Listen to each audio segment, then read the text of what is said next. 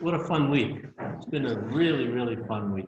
Really learned a lot and seen a lot. Wow, what a visualization laboratory today. That was really impressive. Very, very impressive. Thank you. So I began the week talking about some research I was doing with my graduate student in Japan, Takashi Yoshizaki. And then on Wednesday, I talked about the work that I do with a large team of particle physicists and geologists. So I'm switching now to a third topic, which you can see I do mostly by myself. So that is a pretty important point to make because I wanted to let you know that the fantasy begins now. This is perhaps the most unconstrained of all of the stories I will tell. We try to do our best, but there are large unknowns in this. Okay. So to give a bit of history, because I think history is very, very important. The history of our science is most important. This picture over here of Emil Bichat is a German. Göttingen University. He was a professor at Göttingen University for many, many years. Perhaps his most famous student is Bino Gutenberg. Now, this scientist used to create instruments, build all sorts of instruments. Is there a seismologist in the room? So this is the fundamental field of seismology, seismometers, was really developed by this scientist. Back in the late 1800s, it was his invention of the seismometer that was the dominant instrument being used around the world. It was a very interesting development. And his PhD student, Bino Gutenberg, studied the 1907 earthquake. Now, Richard Dixon actually predicted from the 1906 earthquake, the Assam earthquake, that the core mantle boundary was at 1,500 kilometers depth. And for Bino Gutenberg's PhD dissertation, he said, no, the core mantle boundary is 2,900 kilometers. Today, it is known to be 2,892 plus or minus 5 kilometers. So it was Bino Gutenberg's PhD in 1914 that established the core mantle boundary. Now, what you have to do is step back another 100 years. And you may be familiar with the fellow named Leibniz. And in fact, if you're a mathematician, you would also recognize he was influential in the development of calculus. Newton and Leibniz developed the calculus.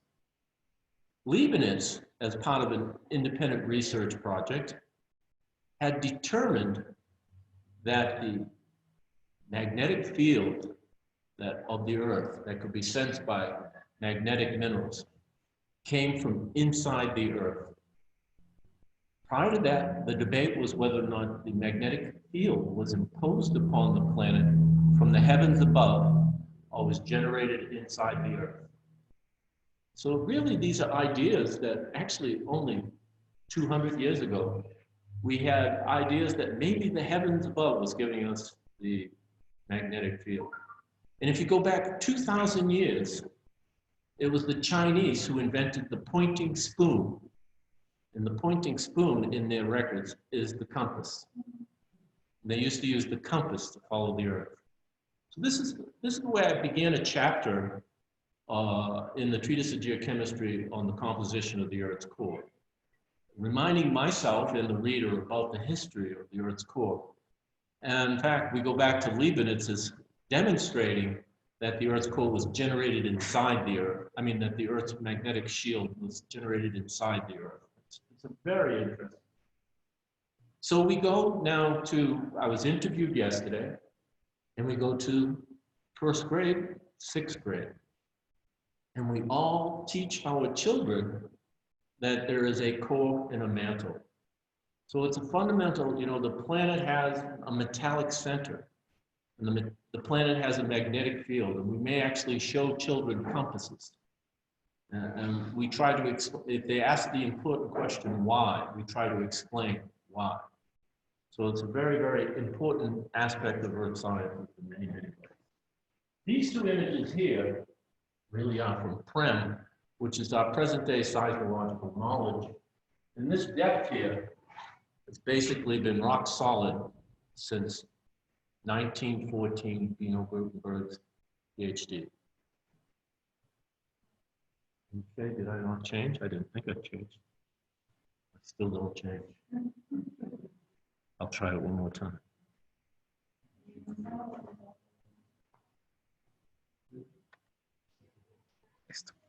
Try it this time.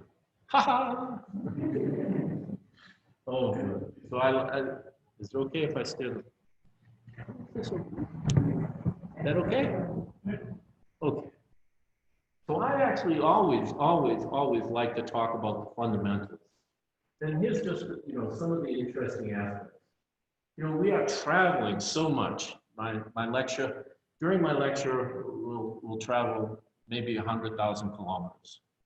But you have to understand, the axis of rotation is 500 meters per second. The solar orbital moment is 30,000 meters. That's 30 kilometers a second, just while you're listening to me. And then I've left off the rotation and orbiting that the solar system does in the Milky Way. So there's lots going on. It's always good to say it's 6 times 10 to the 24 kilograms of 5.5 grams per cubic centimeter. This is an important function here. This tells us about the moment of inertia, and it defines for us the fact that we have a gross density difference with depth. So this simple measurement, and you can see in this figure, the shape of the Earth, distances of relief points to the geocenter. And I would imagine that people in Mexico are quite familiar with the point on the Earth that is furthest from the center of the Earth. Do you know? It's a volcano in Ecuador. Is that the largest volcano in Ecuador? Yes. That is the point that is 2 kilometers away further from the center of the Earth than Mount Everest. 2 kilometers further away from the center. And that just tells you the Earth is squeezed down this way, and like an older man, is bulging in the middle. And that tells us we have an Earth's core. That's an important function. I talked about this on Wednesday, I think. And really, because this is an important part of my talk, I give this talk sometimes to mineral physicists. When I give it to geochemists, we talk in weight percent. But when we talk in mineral physics, atom percent, because what they are doing is really calculating in terms of what would be a compound, FeNiH or something like that. Okay, so really speaking, the amount of iron in atoms is about equal to the amount of magnesium and silicon. So we'll be putting those ions in different places. But if you look here, in weight percent, there's a little bit more iron in our planet than there is oxygen. But 1 out of every 2 atoms in this planet is oxygen. I showed this diagram also on Monday or Wednesday. And the one point I want to fix on is really the surface of the inner core boundary is approximately the same temperature as the surface of the sun. And the reason we know that is because we have molten iron, solid iron, and so at 336 gigapascals, we've passed from the phase state liquid to solid. And therefore, we've done a number of experiments in diamond anvils and shock experiments. And the best is we can say that it's just under 6,000 with about 500 Kelvin uncertainty. So that's the center of the Earth, and at the surface, if we projected the surface out, the adiabatic temperature, it'd be about 1,600 Kelvin. Or the average temperature of basalt in Hawaii is around 1,300 centigrade. So this sets the stage. Now we have sort of information about the temperature and composition, but we need more. This gives us a few other perspectives. When we look up at the moon at night, and we're just entranced by it on a full moon, and a bright, big full moon, we should note that it's almost the same size as the inner core. And that the inner core, by volume, is 1/100th the volume of the Earth. So it's a very small thing. And that's a perspective to hold in mind. The moon is 400,000 kilometers away. And even as big as it looks in the sky, it's about the same size as the inner core. So it's a very interesting. So it's half the radius, 1/3 the mass, and 1/6 the volume of the Earth's core. Half the radius. All right, let's build a planet, okay? And these rules go for the rocky planets. And by extension, these are the same rules that work for describing a planet in another solar system, as long as it's not a gas giant like Jupiter. Okay? So we use orbital and seismic information, place the constraints. Orbital was the second slide. It was telling you how squished it is. It's telling you about the density, the mean density, which we can get even looking at the orbital pattern around stars. And if you can, you can get a mass of the planet, and you can get a density. We were just talking earlier today about Psyche.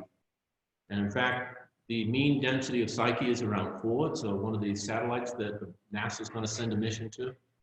And we were saying it appears to be mostly iron. And the mean density of iron is around 7.5 grams per cubic centimeter. And so if Psyche is 4, you go, it must be made up of more than iron. And I said, no, it could be made up of air, because it could be a rubble pile with a fair amount of air in between. So that gives us also a moment of caution, let's call it. But once you get up to a certain size, about the size of the moon, Earth's moon, you then have self-compression into a sphere. Chondrites. So these are meteorites that are mixtures of metal and rock. And these are the primitive ones, and we use them a lot. I highlighted the solar photosphere, and I showed on Monday how there are problems with the photosphere. But at this scale of just trying to first order do a planet, it's still an excellent yardstick. Then the refractory elements, and that would include elements like calcium, aluminum, thorium, and uranium. These are in chondrite proportion. So the calcium-aluminum ratio in all the chondrites is the same, and all the terrestrial planets are assumed to be the same. The real problem is once you go from this, you just say what the ratios are. You don't say what the absolute concentration is. And that's the big first step to be taken, is what is the absolute concentration of calcium aluminum? It sets how much, for instance, calcium perovskites in the lower mantle. This is a big unknown, and I use this diagram here to basically say there's already chemical differentiation, chemical gradients in the solar system. A lot of gas here, no gas there for the most part. So then the latter two are important because they're model dependent, and this is extremely model dependent, trying to get that. So I like to point out my weaknesses because I will be strong about where my constraints are strong. So it's good to say, what is the composition of the Earth? Where did it come from? And it starts out with perhaps a supernova event or other events such as bursts of Wolf-Rayet stars. These are massive, massive stars. They're the brightest in the. And when we look out into the solar system, these are the brightest stars we know at night. And the Wolf-Rayet stars can have bursts, and they could also give rise to our solar system because all we need is a pressure front, like an explosion. And it can actually rip apart of an interstellar gas dust cloud, begin to collapse and co-rotate. And that transition from here to here to here can be really quite rapid, on the order of 1,000 to tens of thousands of years. It doesn't have to be. Why do we know this? Because we have short-lived isotopes that actually give us that constraint. Calcium-41 anomalies. Calcium decays in 70,000 years. to potassium-41. And when there's excesses of potassium-41, we know it's due to calcium-41. And we know that calcium-41 can be formed in these stellar environments. So we actually have a constraint in time as to how to go from here to here. And this is fairly important. We then look at meteorites like this one. It's a little, this is not Allende, but it's a one that's fairly similar to it. And we see large, not spherical fragments. These are calcium aluminum inclusions. And then these red things are often the oxidized chondrules. And these tell us about the timing and formation that begins the solar system, and also the composition of materials that were a high temperatures that were condensing out. And this equals this. This is a mixture of rock and metal.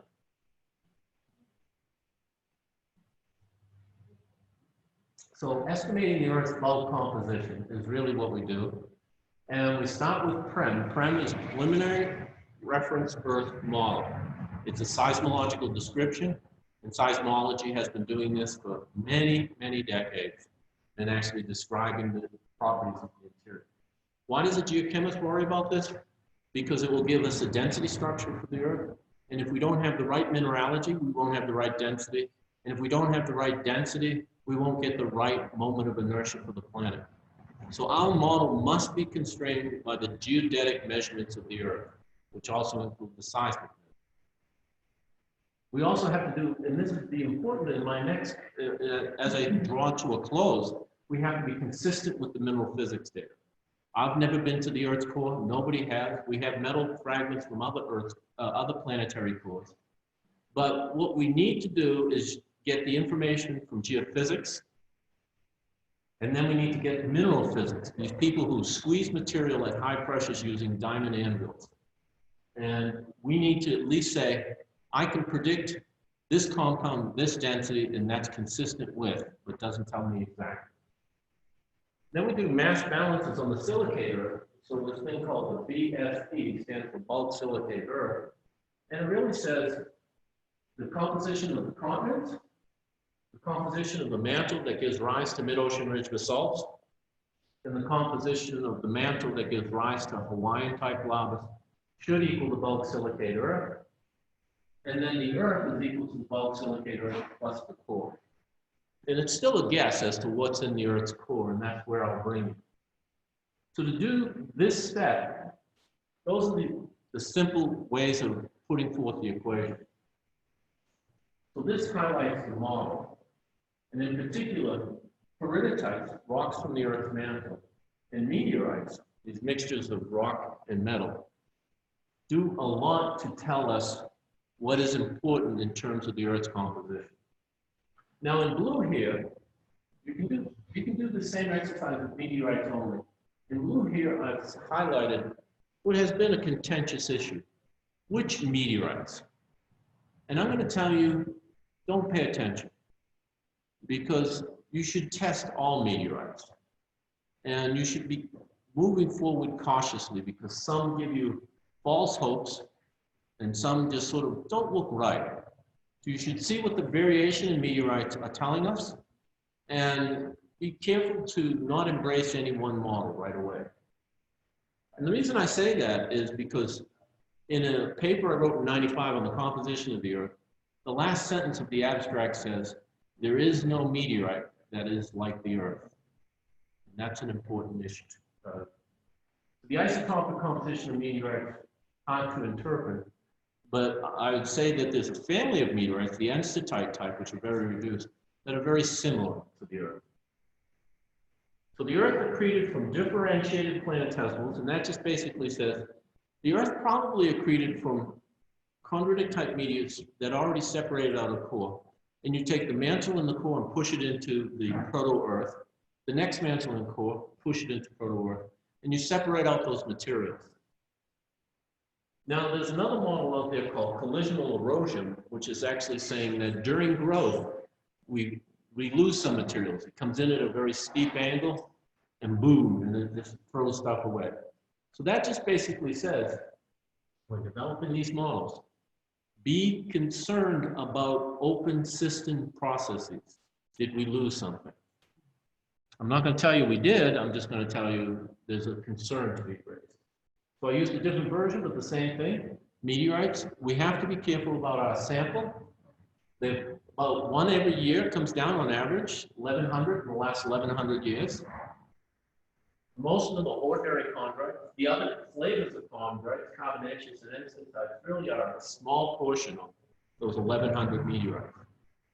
And then the other big, well, there's two biases. One, biases, they're all fallen just recently. And then the other bias is, this is a description of the asteroid belt.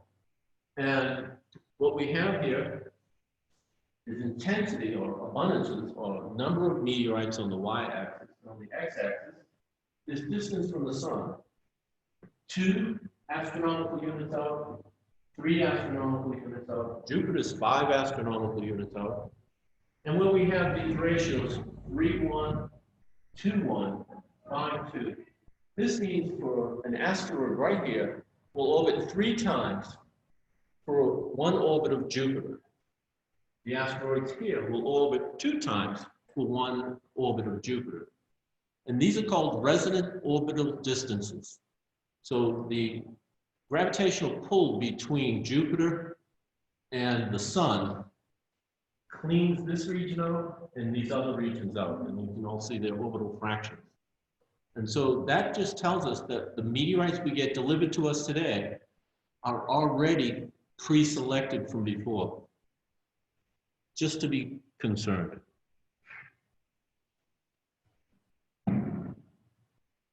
This surprises me. This is my talk. Remember I said, how'd you get it? Things are really great here. I made some revisions to my talk because I saved it on the Google Drive. You got this talk. Yeah. I was in the middle of, this is a little bit in the wrong place, but I was in the middle of redrafting this slide today. And I really like the way it looks. when I had a visitor come to my office.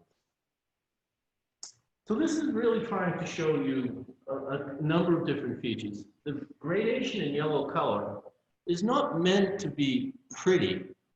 It is somewhat a comforting color. But really, over there in the dark yellow region, you can see I have nebula.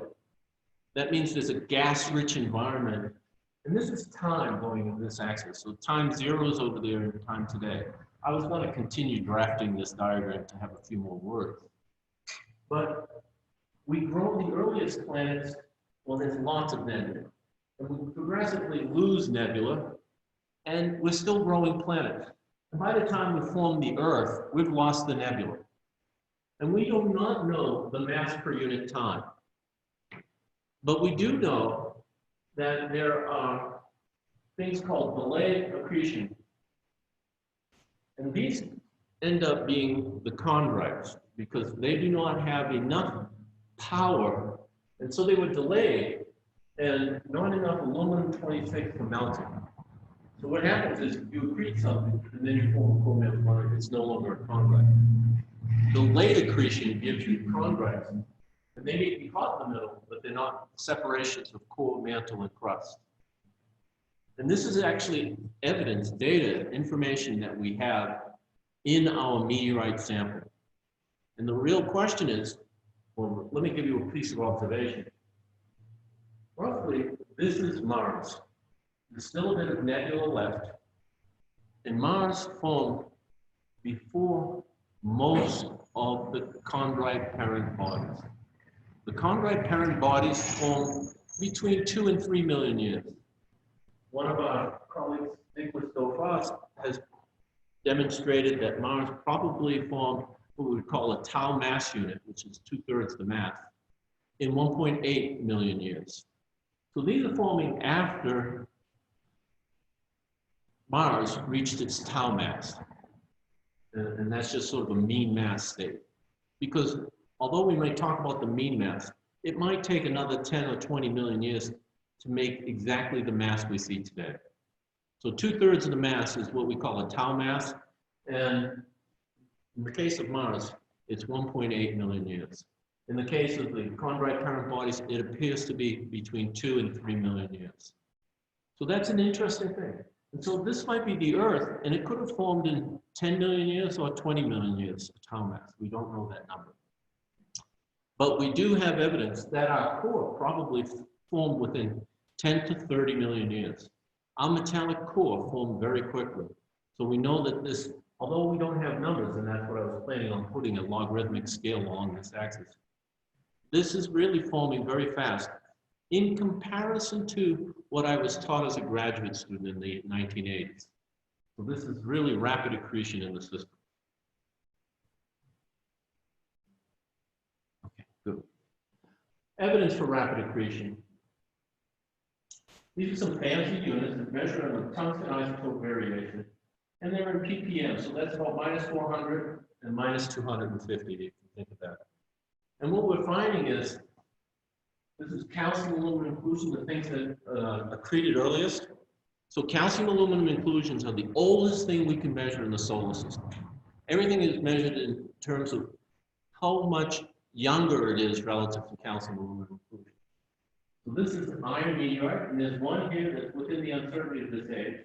And many of these, which are called 1AB irons, are looking here, and at the top, about 4 million years after T0. Okay.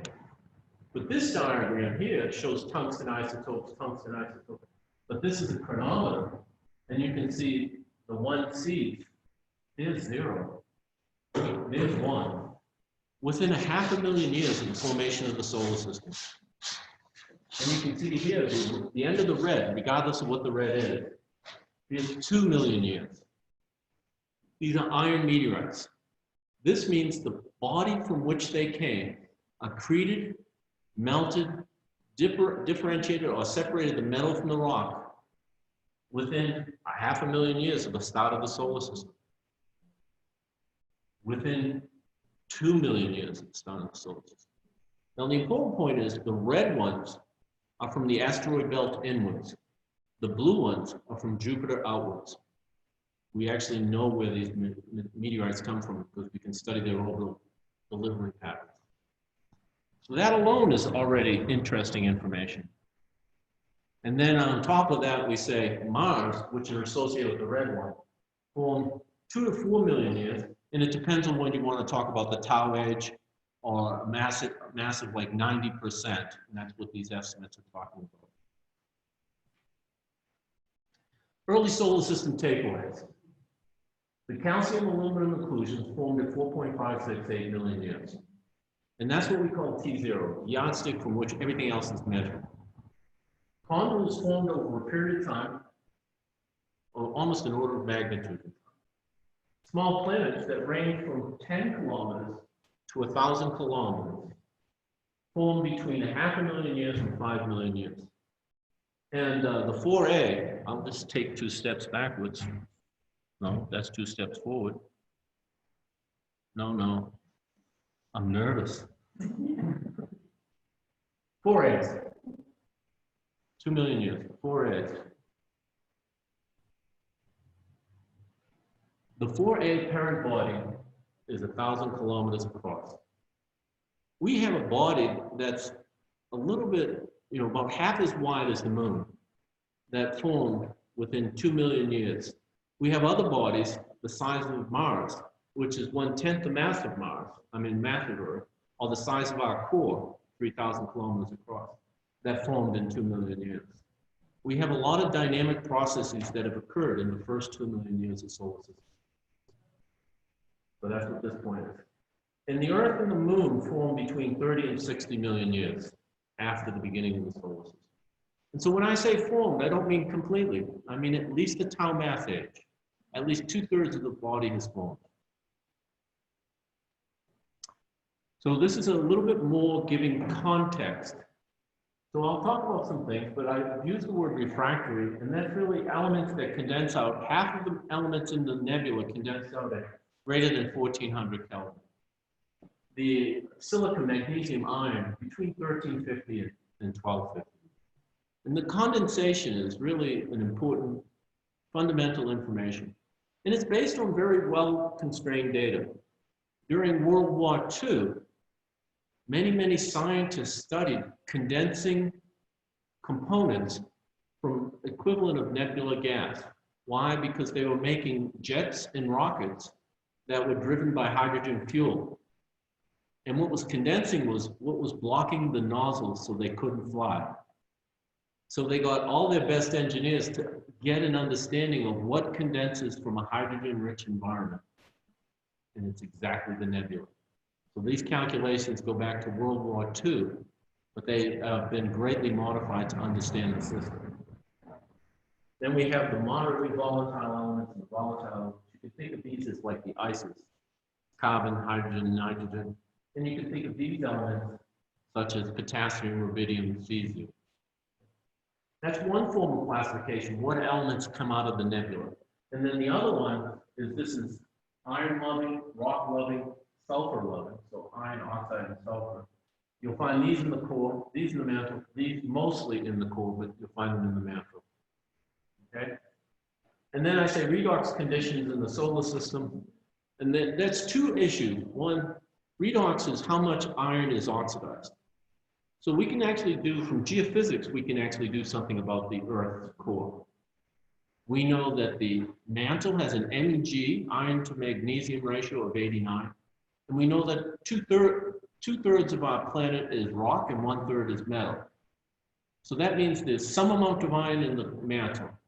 We weren't completely reduced, but we weren't completely oxidized. If we were completely oxidized, we would not have a metallic core. If we were completely reduced, we would not have iron in the mantle and crust. So we already knew that.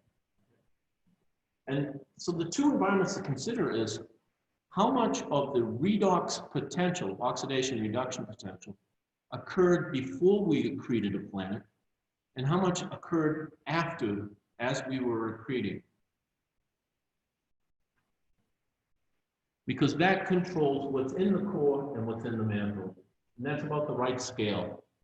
You can see the volume, you can see the diameter. It's amazing. The core takes up a very significant portion. So this again just takes a moment of pause and says that if I have these four blue elements, oxygen, iron, magnesium, silicon, I've described 90% the mass of the planet. If we look here over on the Earth, we're up around 93%.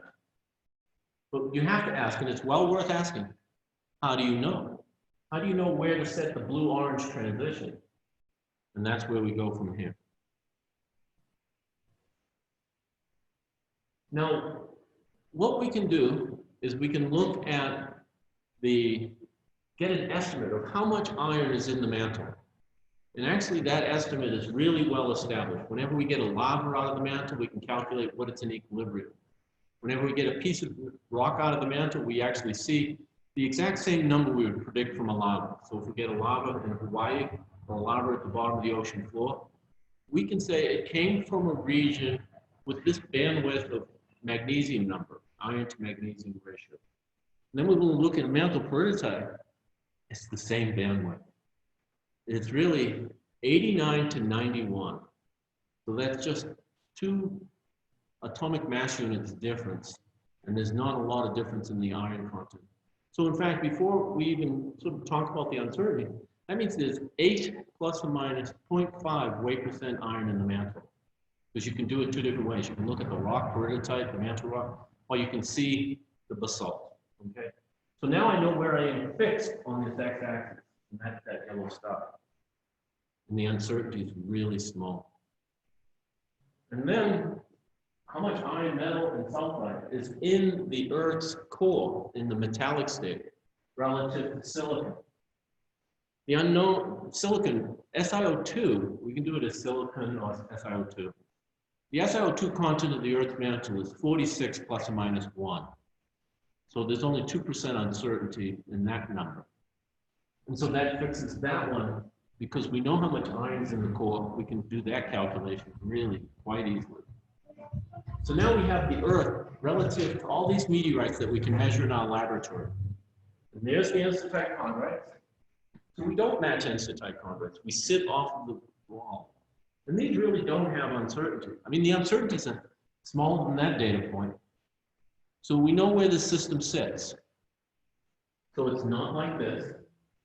And it's definitely not like this. This CI chondrite is the one that we use in comparison to the solar photosphere.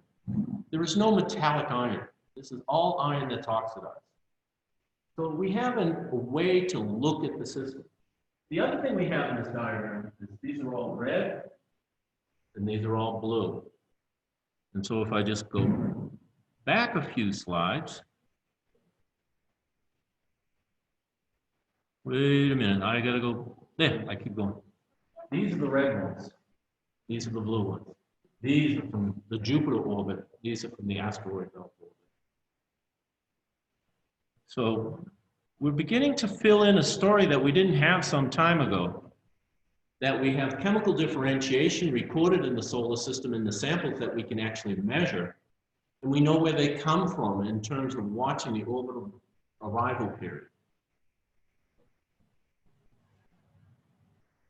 I did say, don't get too passionate about making your Earth like this meteorite. The best estimate I can do for the Earth is here, and there's where the acid-type chondrite sits, there's where the combination chondrite sits, and there's where the ordinary. We don't sit in the middle, we sit outside of that area. And that's a fundamentally important thing. And if you're going to say that this is incorrect, you have to say that the mantle at the top and the mantle at the bottom have gross compositional difference. Because to get this into here, we'd have to add a lot of quartz back into the mantle.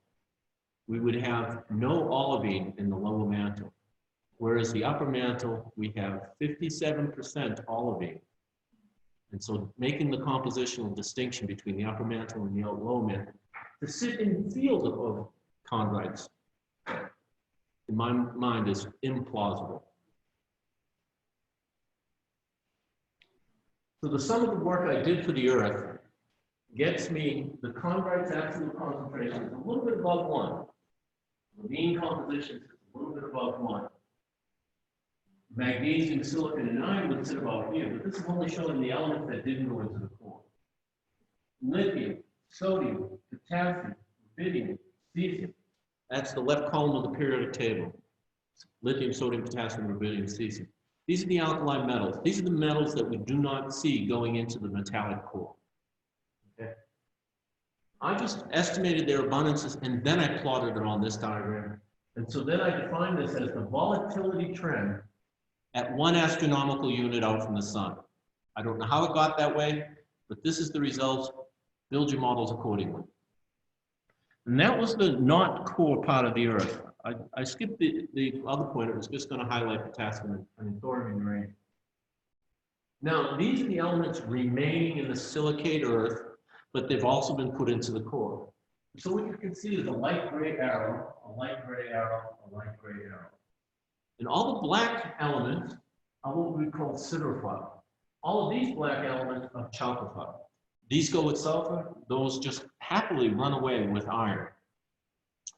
The length of that black arrow, you could consider that what we would call in chemistry a partition coefficient. The longer the arrow, the greater the partition on D value, distribution coefficient, is. So this has, if we just contrast tungsten and molybdenum, this has a D value of 10, this has a D value of 100 approximately. Now, I don't know the D values. All I know is the abundance in the mantle. But I can turn it around and say, if there's much in the mantle, the rest has to be in the core. Ah, I know the D value. And then I turn to the petrologist and I say, that's the value you have to use your model. And so what they have done is looked at how the temperature and pressure dependency of D values change. And some change a lot and some change a little. So they've been able to take this data and build models. In fact, one of the most important ones was in particular phosphorus. 90% of the phosphorus budget in the Earth is in the core. And some of the early experiments done in the 1980s and 1990s could not get the phosphorus content of the Earth's core and Earth's mantle right. I can tell you the uncertainty on this data point is much smaller than that square. Even though it's a log diagram, it's a very small uncertainty. And so once I knew that, and I had this volatility trend of elements I know exactly how much is in the core. So I can actually give you the concentration of elements in the core from weight percent to parts per billion through this kind of process. And what we can see here is a little bit of copper went into the core, but a lot more sulfur went into the core. And the way, well, what this diagram is showing is the distance here to here, the distance here to here. I moved them back up to this. I correct for the mass difference between the mantle and the core. And in this diagram, I talk about the abundances in the earth. Okay, so that distance down there is up now. So now you can see that fluorine, tin, sulfur, selenium, tellurium. And that's how I actually calculated. I said, these meteorites show this pattern, it's flattened out. So I'm making the assumption that the Earth has a similar pattern that is flattened out. Whew, nearly fell over. I flattened myself out. So the sum of this, because I'll now get into talking about the composition of the core, the sum of this is these 4 elements make up 94% of the mass. These 8 elements, that is adding nickel, aluminum, calcium, and sulfur, 99%. All I have to do is pay attention to 8 elements and I can actually describe the Earth. The big takeaways that I had in my paper was the ratio of iron to aluminum is 20 plus or minus 2. It wasn't until after I calculated this number, oh, what are the chondrites value? The chondrites is 19 plus or minus 3. It gave me a very large amount of confidence that this is not a bad estimate. This ratio has to be established, and this ratio, magnesium to silicon, has been a ratio people have argued far too long about. It's silly. But it's really thinking of the ratio of pyroxene to olivine in the Earth's interior. The oxidation state is reduced but not completely like the anisotropy. In the volatile refractories, this is the Ku of the sun. Relative to Ku of the sun, we're only about 10% potassium by it. So we've lost most of our potassium. There's the uncertainty in that system. Now to think about the core. Innermost 3,500 kilometers, core mantle boundary is a zone of complete fantasy. We can seismologically image it and lots happening there. The outer surface of the core, the metallic surface, is flat. There's less than a kilometer of relief on the outer surface of the core as measured seismologically. And the surface potential temperature of the core is between 3,800 and 4,200. That'd be about 4,000 plus or minus 400, 200. Uncertainties, the temperatures, both at the core mantle boundary and also at the outer core, inner core boundary. Light element, what is it and how many of it is it? The presence of radioactivity in the core. The age of the inner core is a big debatable question. The mode and rate of inner core growth. How fast does the inner core grow? And the outermost layer is a debate that's been going on in the last couple of decades. Is the outermost layer of the Earth's core different than the rest of the liquid state? So again, this is just basically saying we use PREM, and the big observation is that the VS wave, or shear wave, does not exist in the outer core. Complete demonstration that the outer core is liquid. And in fact, Inga Lehmann was to help us to understand that the inner core has a VS wave, which means that it can maintain shear, and that's solid. So Inga Lehmann found that in 1936 or 39. So as a result of this, we have a density function for the outer core and the inner row. And these are some of the experimental high pressure, high temperature studies. Outer core is not just liquid iron. And that's because this is the volume versus the pressure, and you can convert volume to density if you wish. But this is the Earth's core volume profile here. And this is the volume of iron at 5,000, 6,000, and 7,000 Kelvin. And this does not match the black lines. And that is something that Francis Birch observed in 1952. And that is something that's underscored all of our studies of the Earth's core. As a chemist, I then go back to looking at ratios. So, if you will, on the y-axis, we have combinations, ordinary and anesthetight converts. Let's just say the different flavors of converts. And what we have on these various x-axes is the iron to nickel ratio.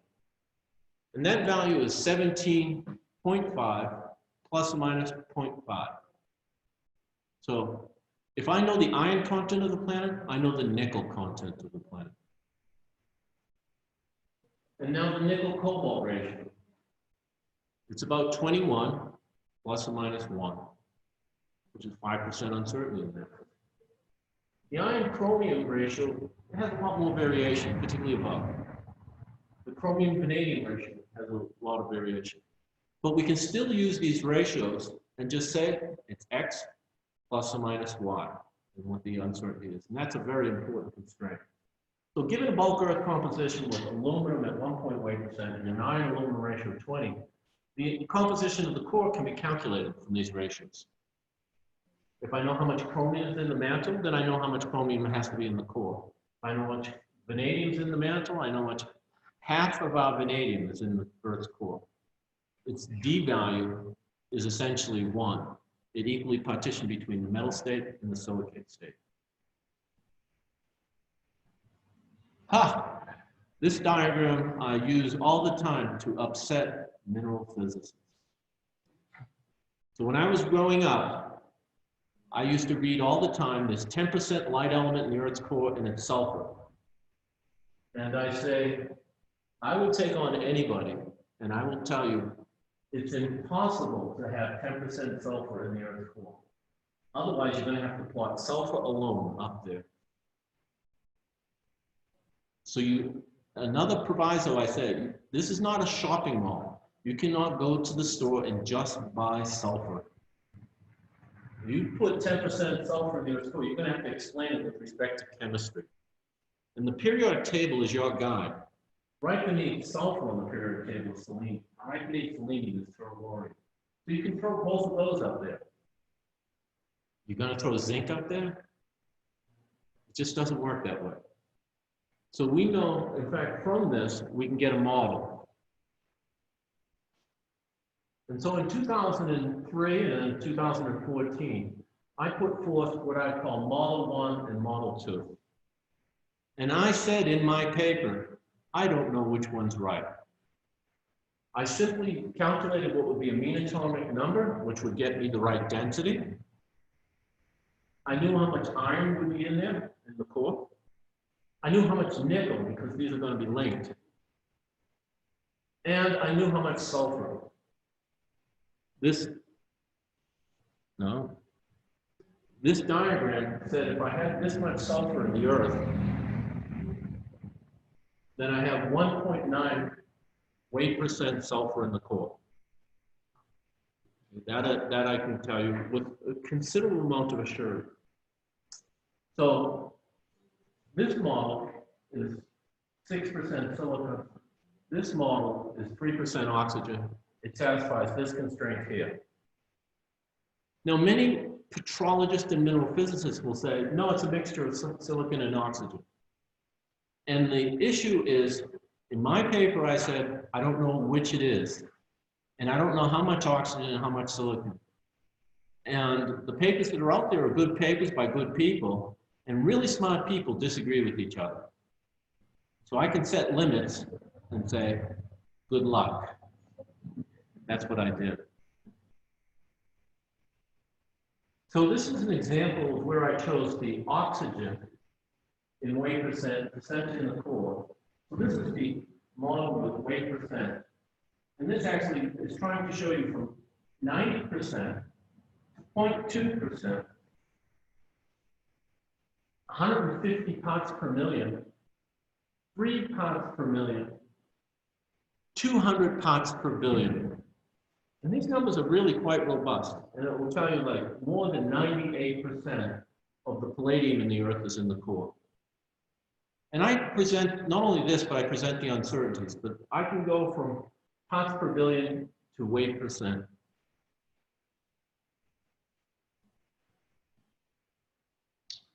In a simple model, And in this case, I switched. I made it a mixture because I know some people have pushed me to make a mixture because we know it must be a mixture. Yeah, I don't know. So in 2017, I made a mixture. And this is a conserved system, basically. So I mixed oxygen and silicon in this proportion. And I fit the mean moment of inertia. And so this is my latest estimate. And I say, I don't know if it's right. And I say, my 2014 paper has the uncombined oxygen and silicon model. It just doesn't make me excited to say, it's this. All right, so let's get rid of a few other things. Radioactive elements. For many decades, I've actually fought my community about radioactive elements. Of course, if we have a partition coefficient, there's so many atoms of uranium, thorium, and potassium in the core. But really, there's 1,000 to 1,000,000 times more atoms of uranium, potassium, and thorium in the mantle.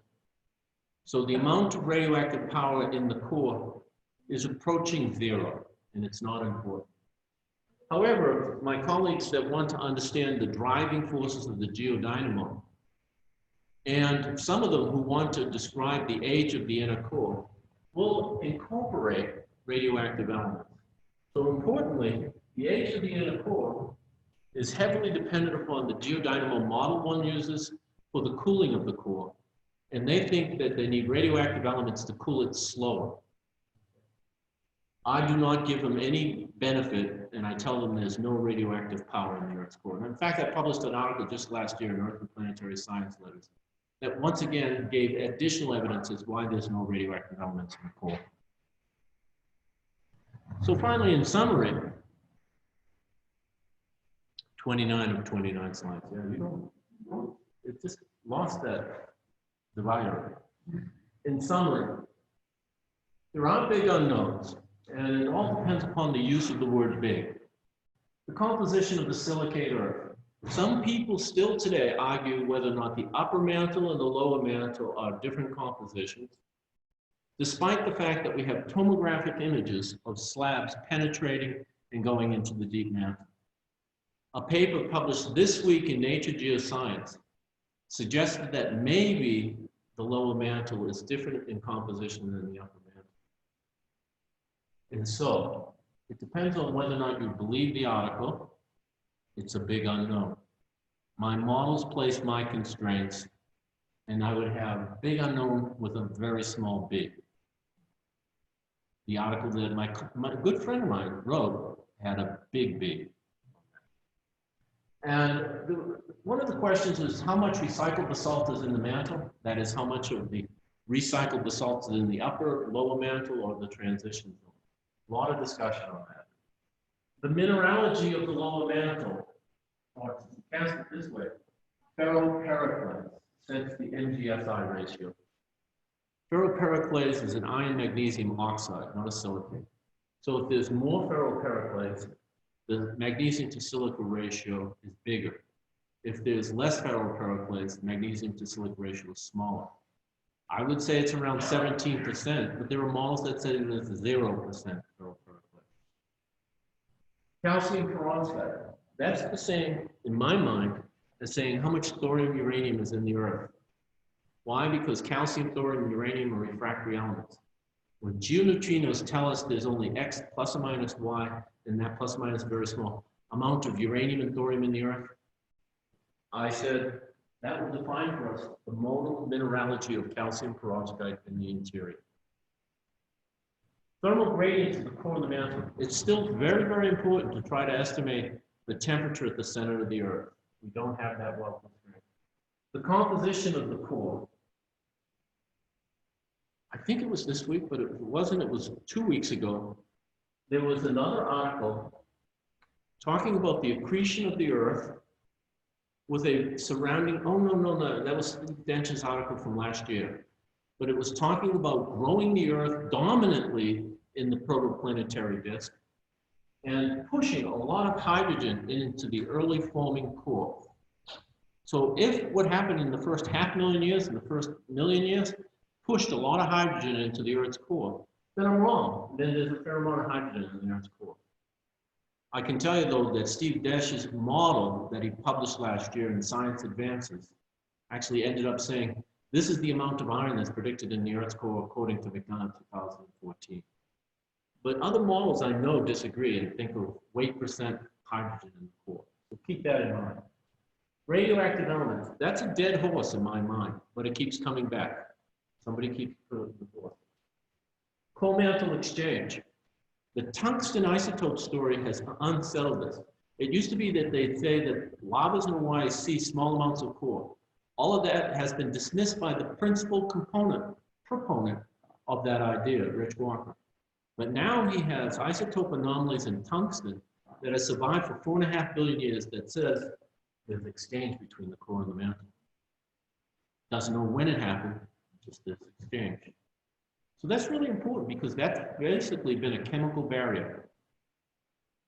And then finally, another big unknown in the system, and it's a very big unknown, and it talks about the thermal dissipation of the core, is when did a body the size of the moon begin to crystallize in the interior of this planet?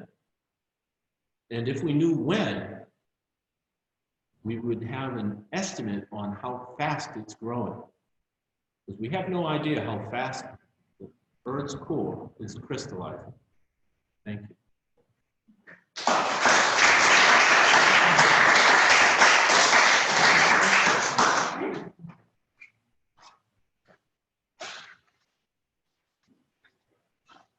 Bien, muchas gracias. ¿Alguien tiene alguna pregunta?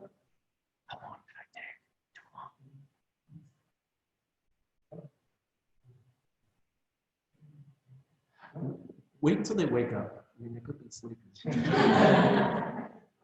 They'll just watch it on YouTube pressing 2 times as fast. Please. So the core is actually expanding. Well, if anything, I would say the core should be contracted because the volume of... No, wrong way. I always go the wrong way on your computer. Okay. The volume of the inner core of the solid is less big than the volume. So this means that it's contracting. And we knew that because it's gravitational. Ice floats on water, but inner core sinks in liquid core. So we know that the volume is decreasing. So as it crystallizes, the volume of the core should be decreasing. But in terms of the lifetime of this planet, I've never thought about that calculation, but it's worth doing. In terms of the lifetime of the planet, it's probably a very small difference in terms of the total radius difference of the core. And in fact, if we think of it in terms of the mean moment of inertia, that's how flat we are, how wide we are, I can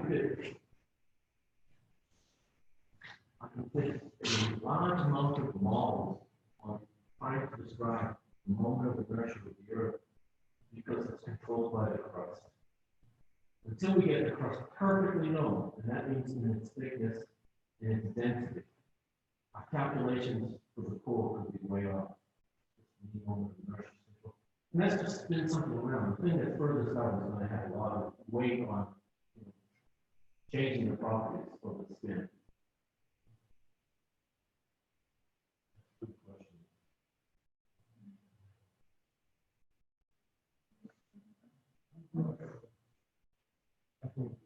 Anyone?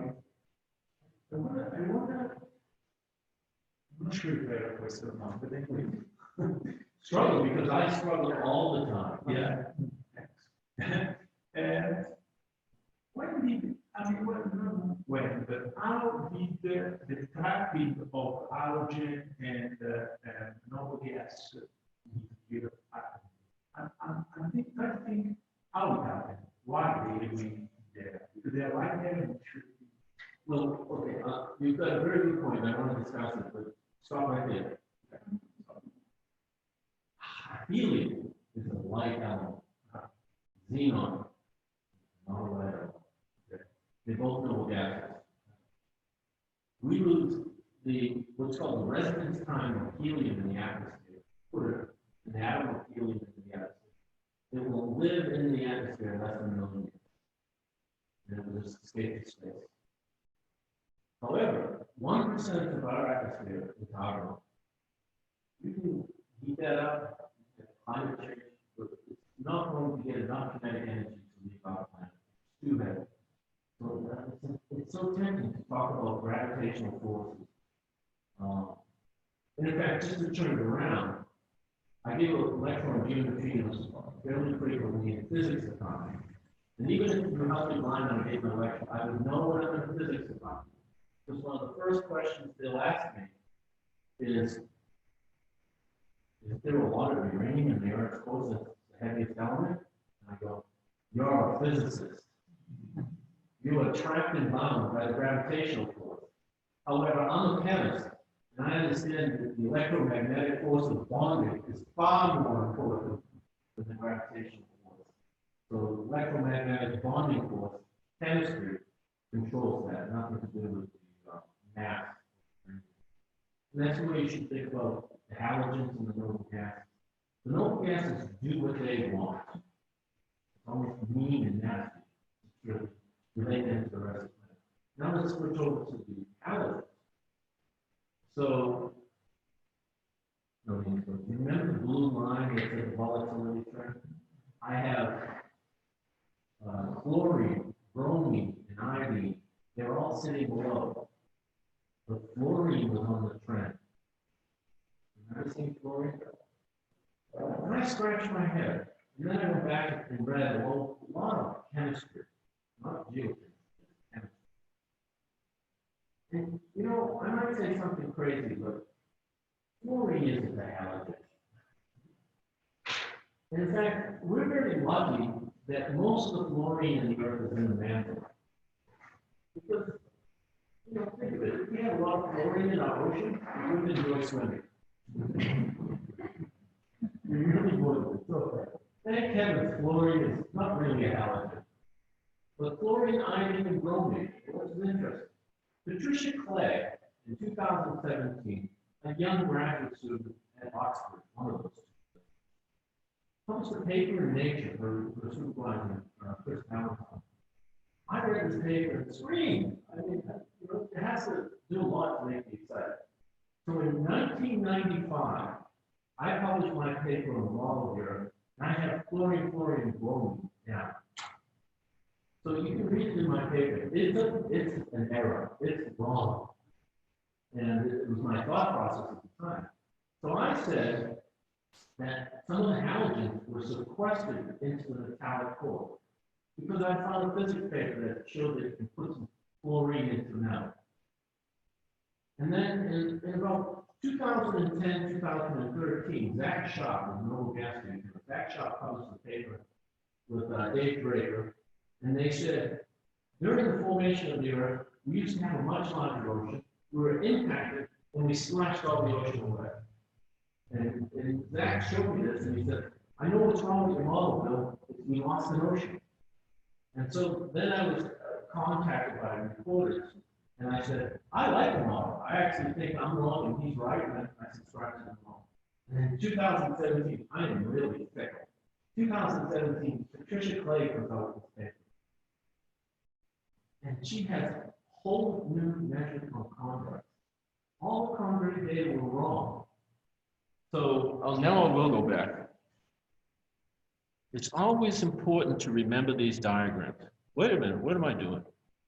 Oh, could you figure that out? I want to go to the diagram then. I get really nervous. Really nervous. Hold on. Don't show me a geophysics talk. I can't get that. F5 will get me back, I bet. Yeah, and then let me just show your screen again.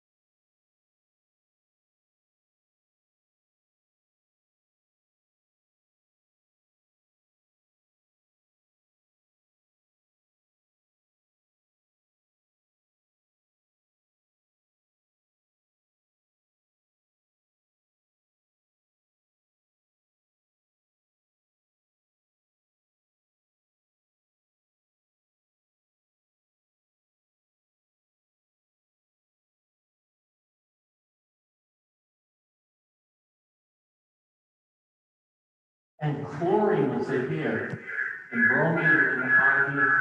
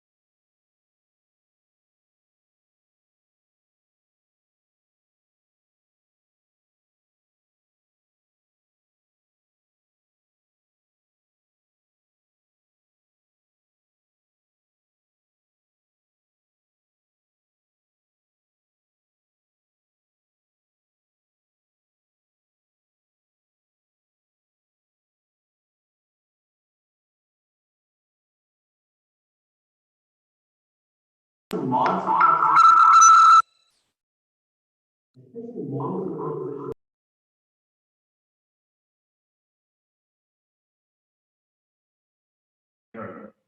The same thing is true for most of these chondrites. There may have been changes as they form.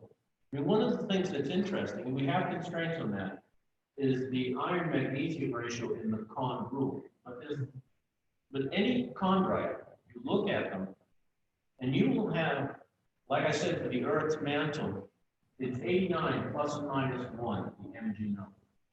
If you look at chondrites, the Mg number, what we call phosphorite 90, well, for these, they have about 1 or 2 phosphorite unit number variation. For these, 20. So FO 80 to FO 100 or some number like that. I don't know the numbers. So it is not simple. And then the question is how it got to this final result is not obvious. But this is the final result. And I guarantee you that information in the chondrites and in the con rules tell you that there was a range of oxidation states during their formation. Would it be any helpful to go out of space and catch some meteorites that have not been exposed to oxygen? For an infinite number of reasons. Yeah. Yes, it would be. Okay. Party time. Yeah, that's something. Yes. Oh. I would like to thank you a lot.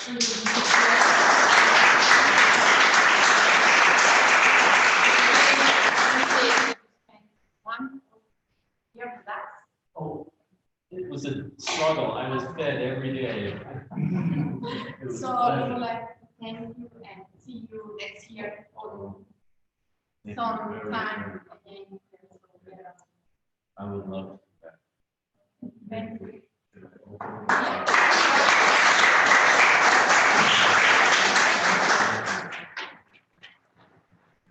Now, when you open the folder, I think that you will know that.